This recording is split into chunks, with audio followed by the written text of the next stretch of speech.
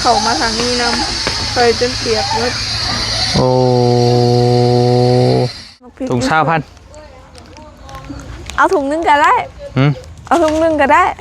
เอาเรา20,000เจ้า20,000เอาซื้อซอยนี่โอเคนี่ก็ขายมันต้นจังคืนแล้วว่าดอกย้ำได้สิได้ขายมันต้นมันปีก็ได้เนาะแม่ได้ขายได้จังเจ้าเคยขายโทรศัพท์บ่เอาเจ้าเคยเอาไอ้คือบ่ฮู้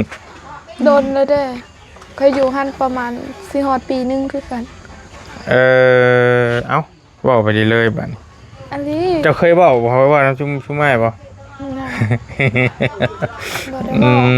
เพราะว่าเบียกอันนี้นะตั้งแต่คอยยังน้อยเนาะเขาไปอยู่ขายโทรศัพท์นี่ได้โดยบ่เคยบอกเรื่องนี้เชิญลายหันคอยคือว่าลายเติบคอยเฮ็ดนะหันขายเข้านำก็เคยบ่ไงเฮ็ดทุกอย่างโดยหันขายคือเสื้อผ้าก็เคยคอยเข้าไปเฮ็ดเวียกตั้งแต่คอยยังน้อยซ้ำแบบว่าพอคอยเสียปุ๊บแล้วคอยเสียย่าน้ำแม่ประมาณได้ประมาณ2-3 ปีนี่แหละแล้วก็ย้ายเข้ามาเฮ็ดเวียกเลยเจ้าเคยขายโทรศัพท์เคยขายข้าวโดยผ่านเวียดบ่โดยหันขายเสื้อก็อยู่การขายเสื้อบัดมาขายเสื้อบัดทำมิดขายเสื้อแล้วแหละขายเสื้อหันได้อีกบัดเดียวแล้วดูคนมันก็เฮ็ดไปทุกอย่างลีโอเจ้านี่เนาะงานแบบข่อยเว้าแบบตั้งแบบ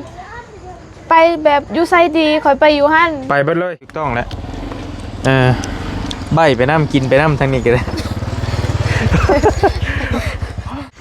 คนใบเนาะไม่หายบ่ลี่กับบ่ฮู้ว่าสิเกรงใจแบบใดจักแนวว่าแบบได้ขอให้นาวาวกินแซ่บๆก็พอแล้ว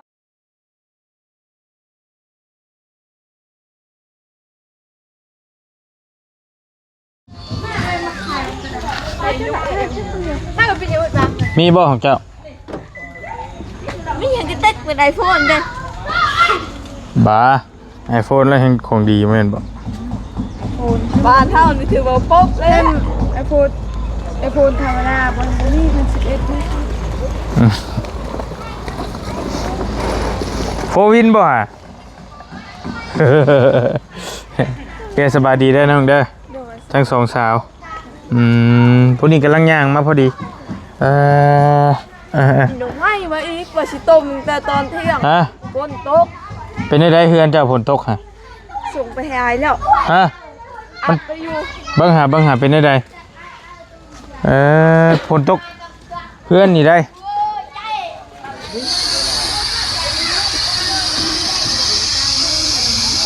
เขามาทางนี้นำเคยจนเปียกหมด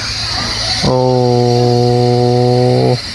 นี่สภาพเพื่อนน้องป๊อปตอนฝนที่นี้พี่น้องเลย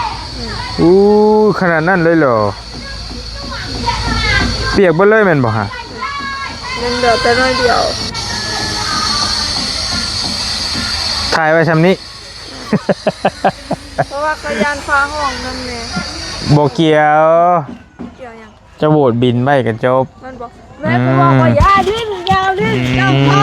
ปิดโทรศัพท์แม่จักเราว่าโบดบินนะโบดบินไม่เลยแล้วมันบ่มีสัญญาณเข้าออกเนาะเจ้าเสือจะทำน้องแดงนี่ขนาดอยู่กับคนเฒ่าคนแก่เฒ่าบ่แบบว่าเปิดโทรศัพท์ซื้อไว้เพิ่นก็ยังหายจะเข้าใจย่านแม่นบ่แม่นเขาอยากอยู่นำแต่เอากลับมันสิไปใช้น้องตั้งมานี่บ่มาลินโอเคขอถามก่อนหั่นนะจังว่ามีทางไป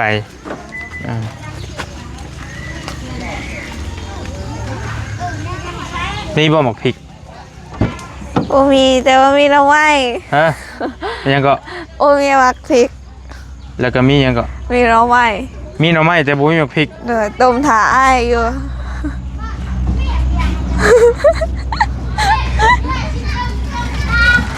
ให้ไปหาหน่อไม้แม่ไปหาตั้งแต่ตอนเฮาเมื่อแต่สวนมันแล้วแม่ก็ออกไปหาเลยหายมืออ่อนเพิ่มน้ำหนักกินน้ำกันให้แล้วใครจะอ้วนต้องลองเอาเรืออ้วนเลยเนาะมันลงโอ้ยพริกบ่ โดย อึดยังมึงพริกเนี่ยอยู่บ้านเราทำไมถึงไม่มีหมักพริก ทันได้มาพริก ถุง20,000 เอาถุงนึงก็ได้ หืม เอาถุงนึงก็ได้ เอาเรา20,000เจ้า20,000เอาซื้อซอยนี่โอเค ดีก็ขายมันต้นจังคืนแล้ว ว่าเดี๋ยวย้ำได้จะได้ขายมันต้น วัดปีก็เลยเนาะ แม่น ได้ขายได้จังได้โชว์ พอเฮงมีบ่เพื่อนเจ้ากะ มีแบบเผ็ดแห้งสีกับเบิดแห้ง โอ้ยเพื่อนเราจุ๊บเจ้าเลย อยู่บ้านเขาเหรอบอกนี่เลยพริกแห้ง ใช้หน่อไม้บ่หน่อไม้ต้มอยู่ใช่ ถ้าอยู่ตารางเพื่อนนะ ลายบ่หน่อไม้ไอ้ก็มีอยู่ อันนี้ต้ม อืม เดี๋ยวชื่อปอกให้เลย ปอกให้เลย แม่ เจ้าอย่าลืมล้างมือก่อนได้ปอกกันเลย จ้า อันนี้เราเฮ็ดแล้วบันนี้เราฝนตกเราก็แล่นขึ้นเฮือน ฮะ เขาเฮ็ดแล้วเขาก็แล่นขึ้นเฮือน อ่า เลยฝนตกเดี๋ยวเพราะว่าลมแห้งตอนฝนสิตกเนาะ อืม ปิว จุดปิว เพื่อนเจ้าเป็นได้ไดพออยู่บ่คือกัน เปียกบน เปียกคือกัน เป็นมาได้นอน เพราะว่าแห้งสมควรนะพี่หน่อยฝนกินนี่ก็ได้ ฝนตกแห้งมันไข้แบบร่มมันไปแล้วมันหัวเลยแบบโดนพัดทั้งเปียก อันนี้หันคอยเอาเสื้อคอยไว้บังหน้าแล้วก็นอน เสื้อไว้บังหน้า แม่ แบบใดวะ แบบเขาคลุมหน้าเขาเด้ฝนก็ตกมาจังซี่เด้เขาบ่ฮู้จักสิอยู่ไส เก้ามันก็เปียก ยัง คอยละนอนเลยจนฝนเสาตกเมื่อกี้เลยนี่ก็เลยแม่หันเพิ่นดังไฟแล้วคอยหันเอาน้ำใส่ในอันนั้นแล้วก็ต้ม จะบริเวณคนดังบ่บริเวณคนดังบ่เจ้า โดย คนธรรมดานี้ คนดังมันแต่ไส บริดังไฟบ่ เจ็บ เป็นคนดัง บ่แหม่คอยเป็นคนดัง แม่จะพูดเป็นคนดังซะ โดย เจ้าบ่แม่นคนดัง โดยคอยไปตักน้ำแล้วก็ใส่ในหม้อ อืม หม้อต้ม โอเค ลายแห้งมีแต่หนมไม้ไล่ บ่ แม่น เบิ่งห้ำเอาให้เพิ่นนี่เอาฮู้แล้วเพิ่นอยากแล้วนี่เอาให้เพิ่นนี่ห้ำเอ้ย น่า บักละ เต้น กันแล้ผ่อน เอาไปปั่นกันนี่ เอาแล้วกินเนี่ย เอา จะ ไป ไป แบ่งกัน กัน เด้อ ได้นะเราถ่ายคลิปเก็บไว้ไปเลยนะ ผู้นั้นได้ผู้ทั้งหลังผู้ในตารางเพื่อนเจ้าหั่นเด้ไปได้ฮะเอา แม่เท่ากับแม่สป๊อป เอาผู้นั้นก็แม่นบ่เอาไปพี่ก่อนตารางเพื่อนพี่ก่อนแต่คนอยู่ในคู่กันอยู่บ่ ออนโยปตอยจามโตออนวอนท่านน่ะ ตีน่ะ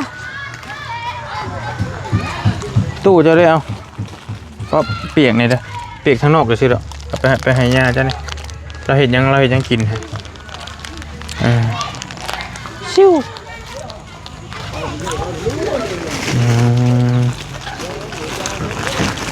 หมดอันนับเลยคุณไม่ เดี๋ยวเมย์จะมาพี่บ่ล่ะ ดูนะเล่นกับแม่ครับ เอาไปให้เป็นกินเนี่ยแล้วเจะจังมาก็ได้ไปให้เป็นนี่เป็นนางเลยไปมานั่งลงมันอยู่พี่ก็ได้บ่ได้มีพายุเต้พี่ พรุ่งนี้ พุ่นแขกเพิ่นมาลิ้นน้ำเมน้องป๊อบอยู่บ่อยากไปกวนเพิ่นคือว่าเช้าเพิ่นเอายังมาส่งเจ้าล่ะ คุณบ่แม่นของเอา ฮะ ท่านบ่แม่นเปิ้นนึงเอาจังดงแต่นะ เอาว่า เอาไป เพิ่น ผ่าดับ ว่าเพิ่นเอาเช้ามาบ่แม่นบ่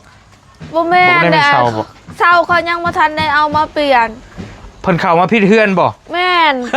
ค่อยได้งงอยู่เนาะเป็นของเฮาได้เพราะว่าไว้บ่ได้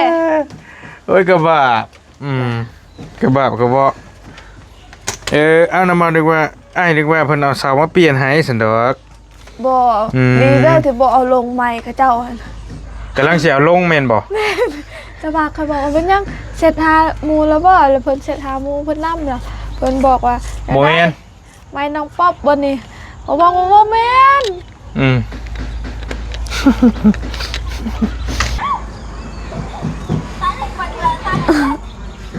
งามอยู่ดอกโอ้ยสั่นเด้ย้านแต่บ่งามงามบ่งามเจ้าก็บ่ได้เจ้าก็บ่มีหรอกเนื้อคู่เจ้านี่ ไปก็ว่าอยู่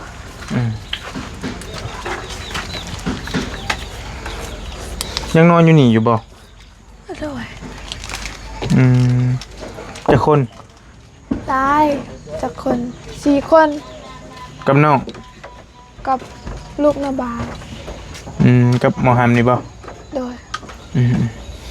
แล้วก็ย่าเจ้า โดย น้องเจ้านำ บางเถื่อก็น้องมานอนนั่แล้วบางมื้อก็น้องบ่มานอนนั่ ผู้ใดผู้ซีบ่ บอนบางเถื่อเพิ่นอยากนอนนำยาเด้เพิ่นมานอนนั่แล้วบางมื้อเพิ่นบ่อยากแล้วเพิ่นก็นอนอยู่เรือนเฮาเอง โอเคพี่น้องเอ้ยมันคือว่าคืออยู่ยากๆแบบหนึงแท้ ไอ้ว่าไอ้คืออยู่ยากแท้ ฮะได้แล้วโอ้ยมันขึ้นได้อยู่เด้เนาะโตก็บ่บอกกันบ่ปากอีหลีแล้วบอกกันนะให้กันก้มอยู่โอเคอยู่ได้อยู่ แตนเอ้ย ยันได้ก็ แตน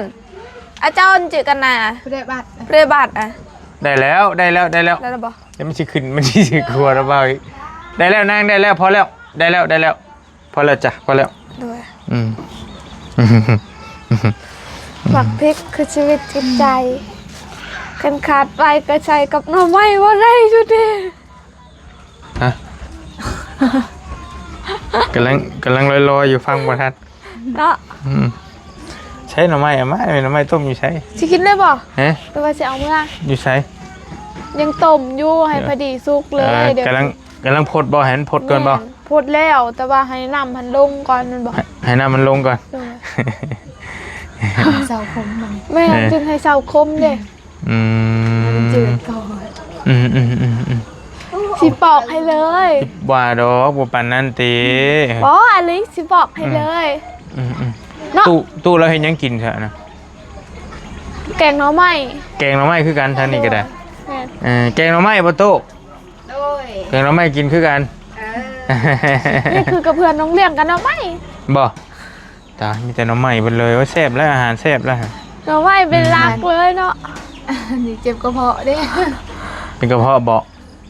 ตอนเช้า เจ็บกระเพาะ ตอนเช้าก็หน่อไม้ กินเลย ตอนเที่ยงก็หน่อไม้ เป็นกระเพาะ เอาเตี้ยวแต่ไม่เอาไอ้เปียก ก็งดก่อนให้ได้มาพริกให้เราไปใส่ อ่ะลงไปลงมือลงมือแล้วกัน เต้าเนี่ยอยู่ ก็ นี่ เลยไป 20,000เอาขาย ขายมันต้นก่อน ขายมาต้นจังได้ส่งอันให้อะไร โอ้ตายแล้ว คืน ตายแล้วบ่ได้ง่ายละ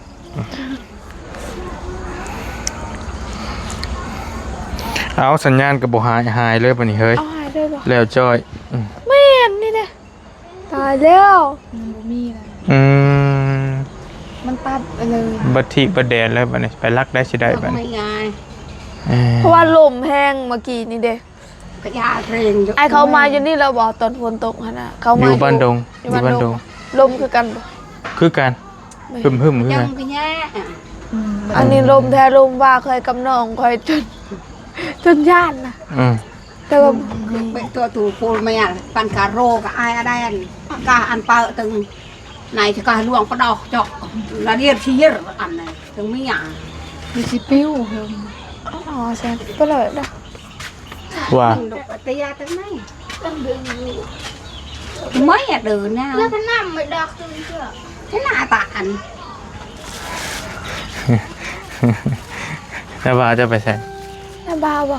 น้าบ่าวไปแบกน้ำตาล ไปแบกน้ำตาล โดยยังบ่มาเลย อ้อยบ่ ฮะน้ำ แบก น้ำตาล น้ำตาลเด้ อยู่โรงงาน บ่แม่น แบบเขาเอามาแต่ใช้ได้แล้วเขาไปส่งอยู่วันกระตูกเลยเขาแบกขึ้นรถ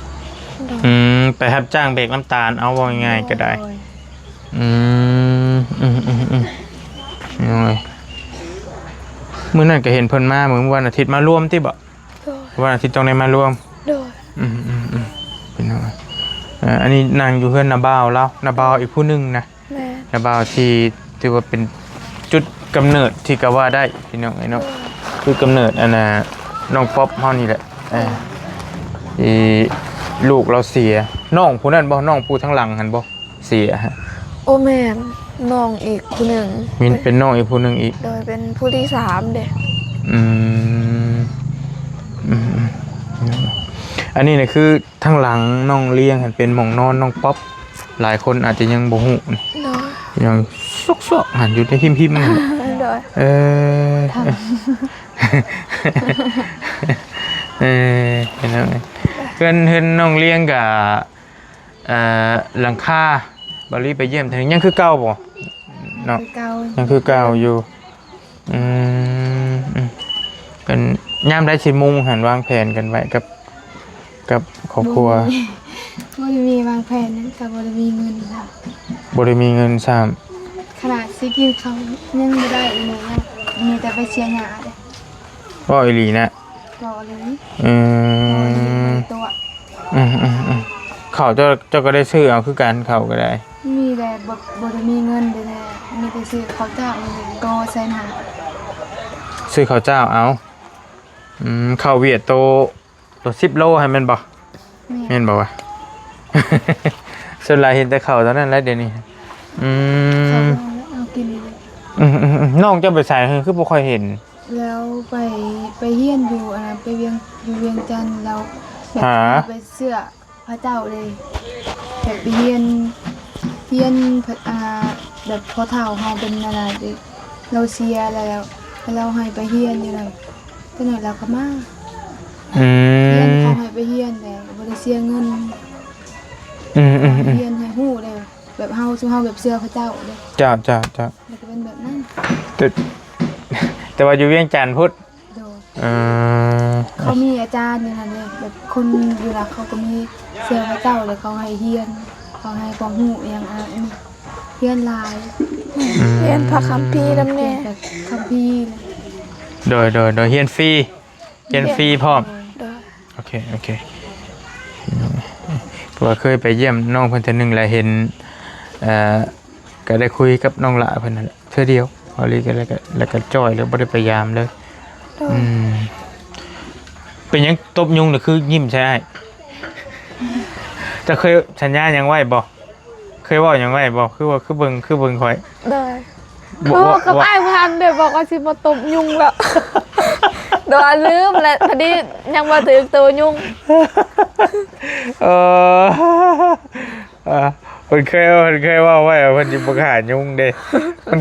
เคยชินบัดนี่ความเคยชินแม่นบ่เนี่ยเห็นคันนั้นหนึงก็ใส่แล้วต่ำ แต่ว่าดียังบ่ถึง บ่แม่นบ่ได้ถึกบ่ แม่นยังบ่ถึงคันถึกว่าดำเหมือนเลยเฮาถ้าเบิ่งแล้วยังบ่ถึงเฮาก็หัว ฝนตกนี่แห้งหลายแล้วนี่พี่น้องนี่เนาะแต่ยาวๆเลย อันนี้ก็ยุงแหละกัดค่อยตอนค่อยนอนจักมันกัดตอนใดมันเป็นน้ำ ผู้นั้นได้ผู้มือได้เป็นจะใด บูฮู้คือกันเนาะเพิ่นก็ออกแต่เวียกเราคือ บ่ได้มาหากันบ่ อ๋อโดย เราไปมีเวลามา โดย สุมาให้พอเฒ่าบ่พอเฒ่าเราบ่ได้สบาย แม่น บ่เฒ่าบ่สบาย โดย โดย ผู้นั้นได้ส่งถามข่าวเพิ่นอยู่บ่ผู้อ้อยนะอ้อยหรืออ้อยวะ ยังบ่ได้ถามเทื่อ ผ่าตัดแล้วได้หาได้ พาตัดแล้วบ่ ว่าเราเป็นหมู่กันบ่แม่นบ่ แม่นเป็นหมู่กัน เออ แต่ว่ายังแบบส่วนหลายอะจูค่อยเห็นบ่ค่อยได้แซดหากันเห็นบ่ อื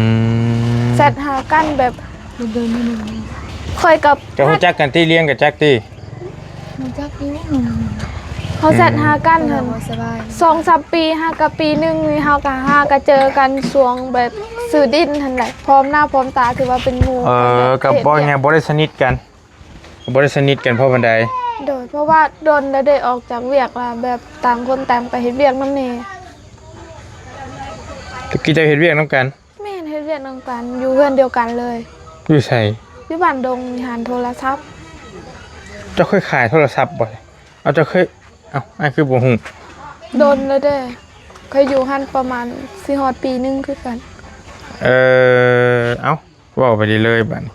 อันนี้ เจ้าเคยเว้าบ่ว่าน้ำชุ่มไม้บ่ นะบ่ได้ อื บอก ม เพราะว่าเวียกอันนี้นะตั้งแต่ข่อยยังน้อยเนาะเขาไปอยู่ ขายโทรศัพท์นี่ได้ โดย มื้ออ้ายไปหาแล้วมื้อนั้นเราก็ล้มอยู่ว่าเราเคยขายโทรศัพท์ โดย กระดนเติบ โดย แล้วก็ไปเวียงเพิ่นเว้าหั่นนะ แม่ ไปเวียงแล้วก็กลับมาแล้วก็ป่วยบ่ได้ใดหั่นแหละอ้ายก็บ่อยากจื้อปานใดป่วยแต่ว่าเมื่อคืนนี่บ่รีบไปหาเราอยู่ โดย เอาเงินไปมอบให้เพิ่นยังอยู่เมื่อคืนนี่ฮะรอสิพามื้อนี้แต่มื้อนี้ยังบ่ทันไปเวแต่ว่าเสียงนั่นสิเห็นบ่เสียงไปหาแล้วพาแล้วว่าซั่นนะเมื่อคืนเนี่ยเอาเงินไปมอบให้2 ล้าน โดย เจ็บเจ็บอิหยังจะปีกมดลูกบ่อิหยังเป็นโรคผู้หญิงนั่นแหละ บ่มีลูก ก็ต้องถามแล้วอีกต้องถามอีกเทื่อนึง เพิ่นบอกว่าบ่มีลูกอ่ะ แต่ว่าตกใจผ่าตังนี่ก็บ่ ซ้ำระเบ้าระแวงหยังบาดทำไมระแวง ได้แล้วแต่ว่าตามเขาว่านั้นทั่วไปนั้นว่าบ่มี โดย ได้บ่มีลูกถ้าได้ผ่าแล้วนะ โดย บ่มีสิทธิ์มีลูกแล้วว่าซั่นแล้วก็เว้าขอโทษนำแล้วก็อันรอบเดือนนั่นก็บ่มาได้แต่ได้ยินเพิ่นว่าได้ก็คือผู้ชายเนี่ยเอาว่าง่ายๆก็ได้ มันก็ทำมันดีไปมันก็ดีไปอีกแบบนึงนั่นแหละแต่มันบ่ดีคือตัวเฮาบ่ได้ลูกนั่นแหละแต่มันดีคือว่าเฮาบ่ได้เป็นตัวนี้บ่ได้เป็นรอบเดือนนี้ตามได้ยินว่าบ่ฮู้รายละเอียดคือกันพี่น้องเอ้ยเนาะเพราะว่าอ้ายก็พอฮู้มาหลายคนการเป็นรอบเดือนนี่ก็มันเป็นความทุกข์ของผู้หญิงอย่างนึงแม่นบ่มันรำคาญว่าขอโทษนะพี่น้องมันเป็นความทุกข์ของผู้หญิงทุกคนเลยนะเอาแต่ละเดือนต้องพ่อแต่ว่าก็ขนมมันพาแล้วก็บ่มีก็ดีไปอย่างจะเสียผลโตบ่ได้ลูกหั่นแหละเสียจะได้แต่บ่ฮู้ว่ามันเกิดจากหยังโรคพวกนี้เนี่ยไอ้ก็บ่ฮู้คือกัน เกิดจากเขาบ่ฮู้เนาะ มันเป็นยังไงไม่เทียม เกิดจากเขากินมักหุ่ง กินมังหุงเกี่ยวยังกินมังหุง เนาะเขาบอกว่าเป็นลูกค้าวเด้ บอกเพิ่นว่าพิษบอก เขากินหลายเนาะ มะฮุ่งก็บ่ได้บ่ดีต่อสุขภาพได้มันยาก เอาอืม เดือคนเขาบ่มีลูกเขากินยาแหละเขาก็บ่ได้กินเลยอะ แม่ มะฮุ่งกินบ่ได้ อืมเป็นไง โอเคพี่น้องแล้วไอ้วกมาเรื่องนี้หน่อยหนึงก่อนเจ้าเคยขายโทรศัพท์บ่ โดยแต่คอยบ่เคยบอกเรื่องนี้ เออ เชิญหลายหันคอยคือว่าลายเติบข่อยเฮ็ดนะหันขายเข้านำก็เคย บอกยังไงเฮ็ดทุกอย่าง โดยหันขายคือเสื้อผ้าก็เคยข่อยเข้าไปเฮ็ดเวียกตั้งแต่ข่อยยังน้อยซ้ำแบบว่าพอข่อยเสียปุ๊บแล้วข่อยเสียย่าน้ำแม่ประมาณได้ประมาณ 2-3 ปีนี่แหละแล้วก็ย้ายเข้ามาเฮ็ดเวียกเลย ไอ้ก็ได้ยินคนแถวบ้านดงเขาเจ้าเว้าอยู่ว่าเจ้านั่นเจ้าหันพอซอยอยู่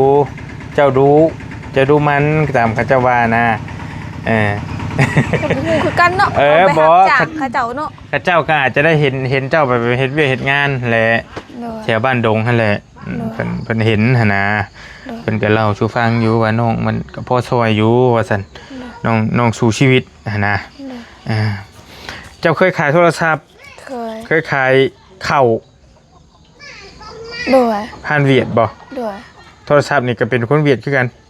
โดยคนเบียดเบิดทางขายเสื้อผ้าก็คือกันเขาอยู่แต่ละเฮือนก็เกือบปีแต่ว่าฮอดปีฤดูกลมันออกเพิ่นบ่ให้ออกก็ออก ลาออกมากลมันเพิ่นบอกว่าเดี๋ยวอ้ายสิจ้างให้ละน้องหันไปเฮ็ดเวียกให้เฮือนอ้ายเด้อจ้างก็บ่ได้เนาะฤดูกลมันเพราะผู้ใดก็ได้แห้งคือกั บ่ น เป็นหนังสือคือได้ขายโทรศัพท์ว่ะขายโทรศัพท์เป็น เพราะว่าเขาอยู่หั่นล่ะมีอ้ายเพิ่นสิสอนโดยคันเฮาตั้งใจเรียนนั่นเฮาก็เป็นแบบก็บ่ได้มีอิหยังหลายดอกมีแต่สวงหั่นนั้นก็แบบเฮามีแต่พนักงานขายซื่อๆนะโดยเฮา คายแบบแล้วแนะนำเพิ่นว่ามันเป็นแนวใดแน่คันบ่ดีเดี๋ยวมาเปลี่ยนมันเป็นแบบนี้เป็นแบบหันเด้มันแบบคันเขารับผิดชอบเรื่องอีหยังนำแน่ บ่แต่ว่าตามอ้ายเบิ่งนี่คนขายเครื่องขายโทรศัพท์มันก็ต้องมีความรู้หน่อยหนึงนะ ส่วนหันก็พอฮู้อยู่น้องอ้อยแฮงกระเต็บเพิ่นอยู่หลายปี เฮ็ดแบบสิตัดโมงก็เป็นน้องอ้อยนะแต่กี้ ตัดโมง แม่น มีหยังคือตัดโมง แบบโมงนาฬิกาเขาใส่หั่นเด้เนาะแล้วแบบมันยาวเด้แล้วตัดพอดีมือเขาเจ้าหัวหน้าส่วนหลายสิบ่ค่อยได้อยู่ห้าน มันบ่ยากติตุนยากบ่นั่น คันเฮาบ่ฮู้หันยากเขาเบิ่งคือกับง่ายเด้ เอ้าชบแทกพอดีแค่แล้วก็ตัดปุ๊บแล้วบ่แม่นบ่ ตัดปุ๊บมันบ่แม่นเฮาต้องคอยตัดคอยถอนออกคันถอดบ่ดีแล้วมันก็แปลว่าเฮาตัดคือกับของที่ขาดแล้วเนาะคันเฮาตัดบ่เป็นมันเป็นจังซี่เฮาต้องคอยแบบบ่ให้เครื่องเขาเจ้าแบบเพน้อยเดียวก็บ่อยากนะแบบมันหมอบจังซี่ก็บ่อยากให้เป็นเฮาค่อยๆเฮ็ดไป เป็นอันนั้น คือกับง่ายด้วยแล้วก็ตั้งเฟซแล้วก็ตั้งแอปนั่นแหละ ตั้งเป็นอยู่บ่เฟซกูมือนี่แก คู่มือนี่บ่ตะกี้หันเป็นอยู่แต่ว่าเดี๋ยวนี้หันบ่เป็นดอกตะกี้หันตั้งแอปก็เป็นตั้งเฟซเพราะว่าเขาใส่แต่ชื่อเด้แม่นบ่แล้วกับอายุเขาบ่ได้ใส่อิหยังหลายดอกด้วย บ่ธรรมดาเด้สินะขายโทรศัพท์มีหยังอีกที่บ่ได้บอกกันบอกมา เบิด บอกให้เบิดไป หันขายเสื้อก็อยู่ การขายเสื้อบัดนี้มาขายเสื้อบัดนี้ ทำมิดขายเสื้อแล้วแหละ ขายเสื้อห้านได้อีกบัดเดียว หันลุ่มมันเดี๋ยวนี้เขาปิดแล้วก่อนฤดูฝนมันก็ออกฝนบ่ให้ออกก็ออก เจ้าเคยว่าน้ำไม้ว่าเคยขายหยังวะ หลาย ขายตำบ่ขายหยังวะ ตำนี่อยู่บ้านสมุนนี่เกือบปีคือกัน ขายกับไผ ขายกับคนอยู่บ้านนี่เนาะแต่ก็หอนฤดูฝนมันก็ อู้เฮ็ดไปทุกอย่างเลยโอเจ้านี่เนาะ งานแบบข่อยเว้าแบบตังแบบไปแบบอยู่ไสดีข่อยไปอยู่หั่น ไปเบิดเลย แม่น บ่ บ่น่าห้ามก็บ่ได้เด้อผู้ใดห้ามก็บ่ได้ดิเพราะว่าเฮาแบบเฮาอยากให้เฮาอยากได้เงินหลายนั่นแหละเอาไปเด้ออยู่ใส่เงินหลายเฮาก็ไปอยู่หม่องหั่นแต่ว่าเฮาอยู่ก็โดนเติบก็สิฮอดปีคือกัน โอเคแต่ส่วนหลายอยู่บ้านดงนี่แหละบ่ได้ออกไปใส่หมุนเวียนจังซี่ มันใกล้นี่ โดย มันใกล้นี่ โดยเวลาข่อยไปซื้อเครื่องจังซี่ก็มีคนมาถามอยู่เดี๋ยวนี้เฮ็ดหยังข่อยก็บอกว่าบ่ได้เฮ็ดหยังเสียหญ้านำแม่มื้อใดว่างมาช่วยแม่เฮ็ดเวียกในเด้อขายของในเด้อขายเครื่องในเด้อโดยแต่ว่าค่ะแต่ก็บ่ได้ไปเพราะว่ายังขาเสียหญ้า ก็ถือว่าไปทุกที่ทุเรียนในนี้จ้ะน้องหลานคนนี้ก็ได้พี่น้องโอเคสมควรแก่เวลา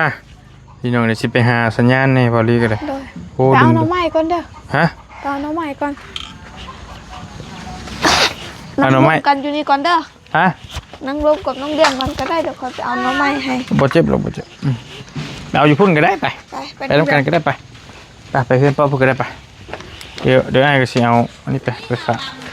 บ่เป็นหยังไม่ได้ก็ได้ ฮะ มีเฮาก็มีแล้วประมาณห่อนึง ฮะ มีเฮาก็มีแล้วประมาณห่อนึงห่อเต็มเลย มีห่อหนึง เด้อ มีห่อเดียวเลยสิอิ่ม กะห่อใหญ่เด้ประมาณนี้เด้อเป็นเก็ด เก็ตเอ้ยเนาะ อ๋อไอ้นึงคือตัวลองเตียวกัน เมื่อยแล้วเจ้าเลย ไม่โตดอน มีแก๊ส ตั้งไว้ หนึ่ง ไปไกลก่อนพี่ให้ไปกับเบิ่งตัวลองมันหลายบ่หลายแล้วก็ย่าล่ะ โอ้หลายบ่หลายเนาะได้แม่ค่อยให้แบบให้มันน้อยขึ้นแล้วยัดใส่อีก ให้มันน้อยขึ้นแล้วยัดใช้อีก โดยยัดใส่หม้ออีก โอ้ให้เข้าใจยากอีหลีเพิ่นนี่เว้ยให้มันน้อยขึ้นแล้วยัดใช้อีก ไป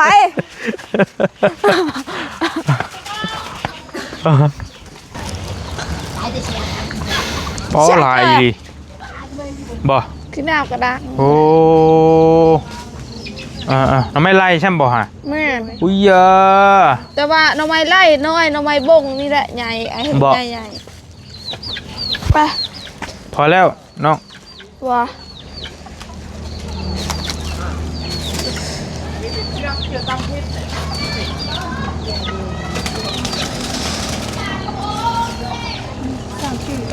พอได้หลายแล้ว น่ามาเลี้ยงเอากี้จะเตี้ยจ้ะ ให้อยู่ผู้เดียวนึง ฮะ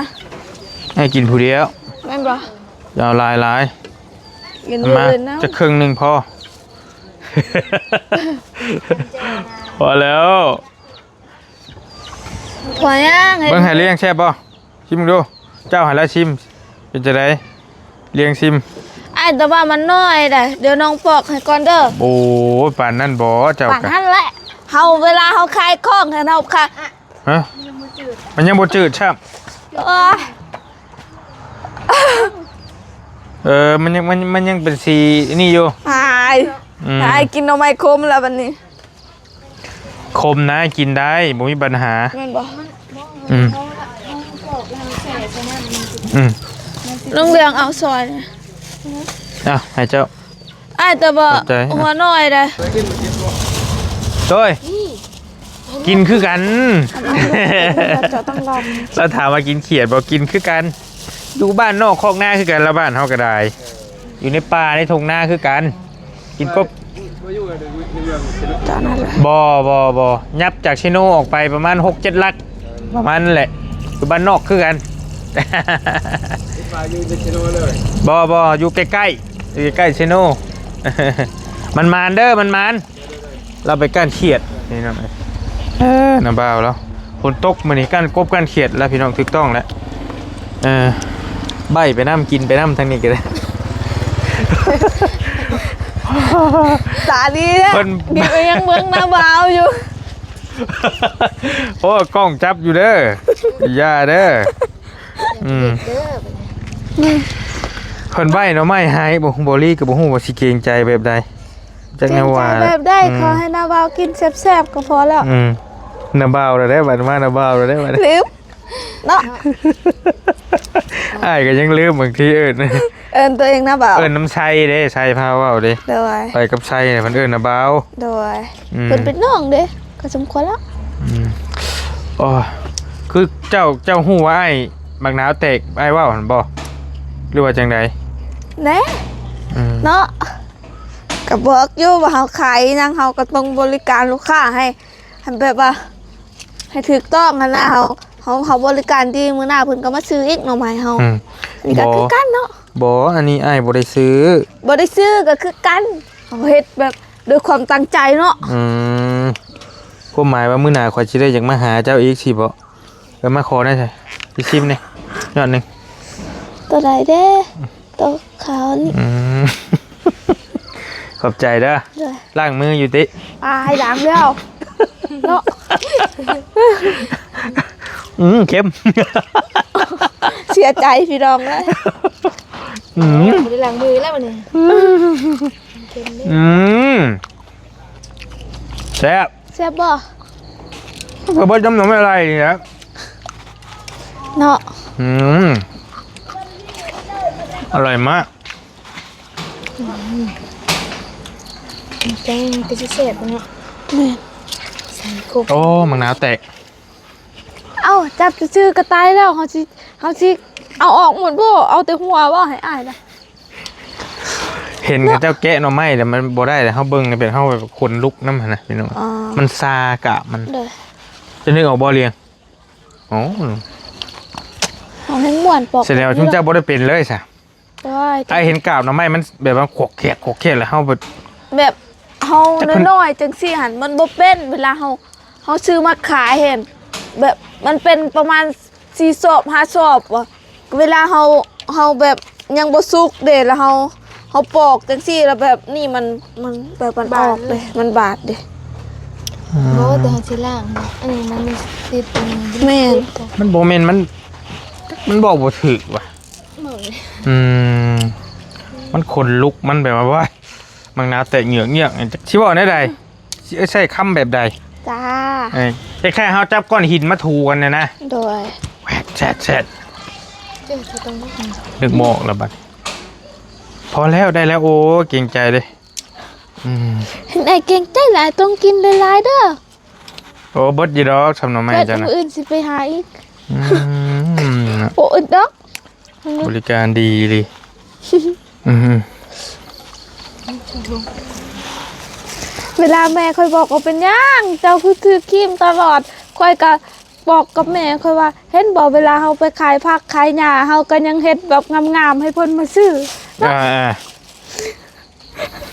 แม่ค่อยก็ไม่เกี่ยวอีหยังเอาคนก็คือกันเนาะคันบ่งามบ่คือไผสิเอาเนาะไผสิไปมักก็ไปเรื่อยๆบานไปฮอดงามฮอดขี้ลายเลยเนาะเจ๊กเละเนาะ บางคนหน้าตาขี้ลายก็แย่แต่จิตใจงามก็เจ้าก็มักสมัยนี้หันบ่มีดอกเนาะมีอยู่หน้าตางามจิตใจบ่งามกับบ่ได้อีกมันบ่เกี่ยวเพราะว่าเขาบอกว่าหน้าตาขี้ลายล่ะแบบจิตใจงามแล้วเขาเจ้าสิมักไว้ส่วนหลายล่ะมันบ่เป็นแบบหั่นเฮ็ดแบบบัดหั่นก็สิเฮ็ดจิตใจดีดีกว่าแล้วไปแบบว่าบ่ต้องซื้อครีมมาทาให้เขาเจ้ามามักเนาะมักแล้วก็อยู่นำกันบ่ได้คือเก่าอนาคตจ้าเดี๋ยวไปสอบโอเคขอบใจหลายๆเกรงใจเฮ้ยพี่น้องเกรงใจดีรอไปเสียขนมให้ไปเอาขนมให้ไปกินแล้วว่ามาให้น้องมาช่วยน้องกินไปยังอยู่ในเฮือนน่ะมื้อนี้ก็ได้หมอนี่ยังอยู่เฮือนเนาะมื้อนี้หันทางลุงนวดหันซื้อมาฝากโดยขอบใจเด้อโบตูนนำลงเพิ่มนำบ่ของสาวเพิ่นแกะให้พี่น้องเนาะสิเมื่อแล้วบ่ไปแล้วไอ้มันค่ำแล้วขอบใจเด้อโดยขอบใจขอให้เดินทางปลอดภัยเด้อขอพระเจ้าอวยพรขอบใจหลายเกรงใจเลยมื้อหน้าแก้ให้อีกเด้อขอบใจหลายๆน้องไปก่อนไปเอาสัญญาณก่อนบ่มีสัญญาณเลยพี่น้องเอ้ยมาเยี่ยมยามทางน้องหล่าเพิ่นเอาหน่อไม้ให้แกะให้คักนี่เอานั่นแหละประมาณนี้แหละเฮือนน้องป๊อปกับฝนตกผ้าลงแตกฉากซะอันนี้เพิ่นก็ได้ฟ้าแล้วนี่ก็ได้เพราะว่าฝนแห้งเต็มแล้วบางเว้นนี่ก็ได้พี่น้องอยู่ดีมีแห้งเดินทางก่อนได้ก็ฝากน้องเพิ่นนี่น้องป๊อปเนาะเรื่องการช่วยเหลือน้องเพิ่นนี่ก็ยังบ่หลายปานใดพี่น้องยังขาดหลายอย่างอยู่แล้วจังว่ากันบ๊ายบาย